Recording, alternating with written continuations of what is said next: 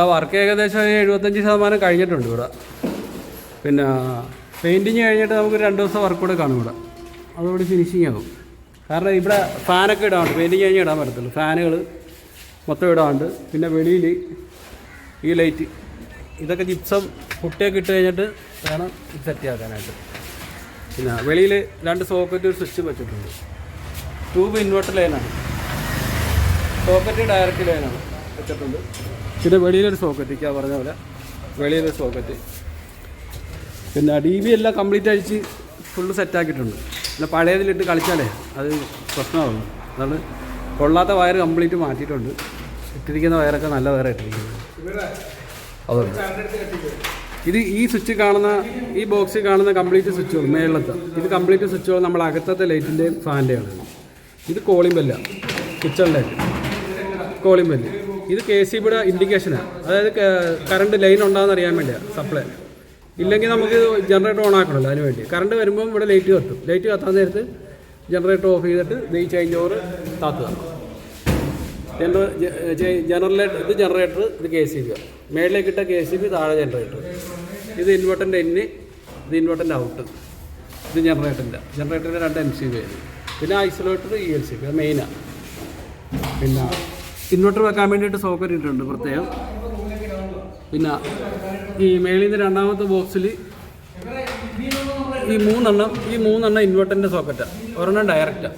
എന്തെങ്കിലും കുത്താനാ ഹെവിയൊക്കെ കുത്തണമെന്നുണ്ടെങ്കിൽ ഡയറക്റ്റ് കുത്തിയാണ്.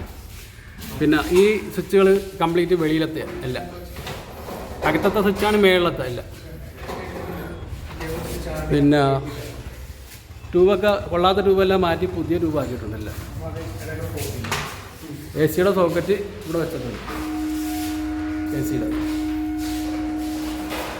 പിന്നെ 2 ട്യൂബ് ഇവിടെ ഇട്ടിട്ടുണ്ട്. 2 ഫാൻ്റെ ലൈൻ ഇട്ടിട്ടുണ്ട്, സപ്ലൈ. അത് ഫാൻ കൊണ്ടുവന്നിട്ട് നമുക്ക് സെറ്റ് ചെയ്യാം. BLDC ഫാൻ വാങ്ങിച്ചാൽ അതാകുമ്പം കറണ്ട് ചാർജ് കുറവാണ്. ഇവിടെ ഫാൻ്റെ പോയിട്ടുണ്ട്. ഇവിടെ ലൈറ്റ് 2 എണ്ണം. പഴയ പൈപ്പൊക്കെ അടിച്ച് പറിച്ച് കളഞ്ഞ് പുതിയതിട്ട് അടിച്ച് ചാനൽ. അല്ലെ പണിയും തീരത്തില്ല, വൃത്തിയാകത്തില്ല. ചുമ്മാ ലൂസ് കണക്ഷനും പ്രശ്നമൊക്കെ ആയിരിക്കും. ഇനിയിപ്പോൾ ഇതൊക്കെ ഈ പാടുകളെല്ലാം പുട്ടിയിട്ടൊന്ന് പെയിൻറ്റ് ചെയ്താൽ മതി. AC റൂമല്ലേ, എന്നാലും വൃത്തിയാവും. അപ്പോൾ ഇവിടെ ഇത് കഴിഞ്ഞ് ഇവിടെ 2 ട്യൂബ് ഇട്ടിട്ടുണ്ട്. ഇവിടെ ട്യൂബ്. പിന്നെ കിച്ചണിൽ കംപ്ലീറ്റ് ഇട്ടിട്ടുണ്ട്.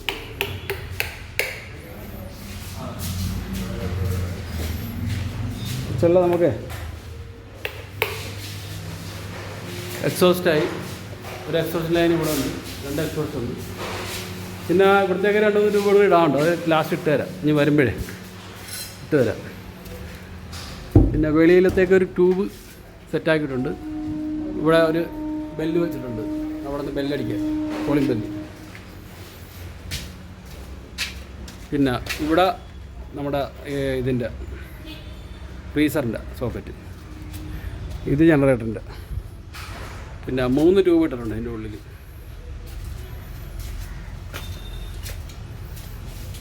പിന്നെ ഫ്യൂസ് ക്യാരിയർ ഒരെണ്ണം പോയിട്ടുണ്ടായിരുന്നു, അപ്പാട് പോയി കിടക്കുകയായിരുന്നു.